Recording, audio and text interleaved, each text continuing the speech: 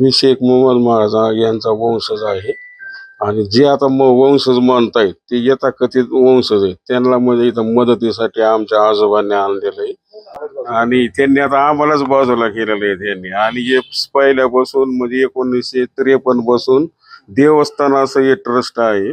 परंतु या समोरच्या व्यक्तींनी ते 2008 मध्ये दर्गा मोहम्मद हजरत मोहम्मद दर्गा असं त्यांनी नाव ठेवून आम्हाला म्हणजे आम्ही खरे वंशज आहेत, आम्हालाच त्या ट्रस्ट मधून यांनी बाहेर काढलेलं आहे. आणि भूमिका घेतली त्या संदर्भात तुमचं काय मत आहे? आम्ही गावकऱ्यांच्या पाठीशी 2008 मध्ये होतो, आजही आहे आणि इथून पुढेही आम्ही गावकऱ्यांसोबत राहणार आहे.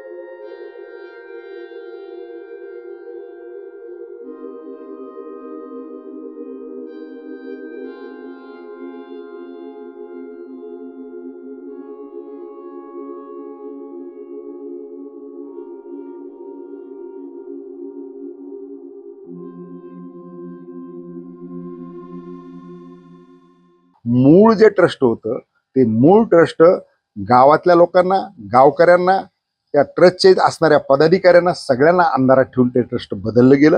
आणि ते बदलत असताना सुफी संत हजरत शेख मोहम्मद बाबा दर्गा अशा पद्धतीचं ट्रस्ट केलं. जे मंदिर आहे त्याला दर्गा करण्याचा प्रयत्न केला.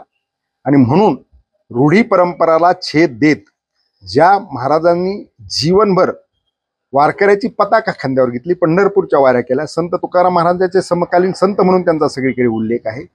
धामणगावला बोधले महाराजांच्या तिथे विठ्ठलाच्या मंदिराचं बांधकाम झालं. त्या विठ्ठलाच्या मूर्तीची प्राण प्रतिष्ठापना तुकाराम महाराजांच्या हस्ते झाली, जगद्गुरूंच्या. आणि तिथे सद्गुरू संत शेख मोहम्मद महाराज उपस्थित होते. याचे अनेक ग्रंथांमधले दाखले आज आहेत. तर त्या संत शेख मोहम्मद महाराजांना त्या ठिकाणी त्यांच्या मंदिर देवस्थानला त्याचा पूर्ण छेद देऊन ते बदलून दरगाह करण्याचा जो प्रयत्न झालाय त्याला निश्चितपणाने विरोध आहे. आणि त्या विरोधापेक्षाही पलीकडे जाऊन दरगाह ट्रस्ट केलं आणि त्याच्यानंतर परंपरेनं सगळ्या चालत आलेल्या गोष्टीला अमीनभाई यांनी विरोध करायला सुरुवात केली. महाराष्ट्रातील सर्व बातम्यांचे विश्वासार्ह व्यासपीठ, सकाळच्या सर्व सोशल मीडिया प्लॅटफॉर्मला लाईक, फॉलो आणि सबस्क्राईब करा. तसंच सर्व नोटिफिकेशनसाठी बेल आयकॉन प्रेस करायला विसरू नका.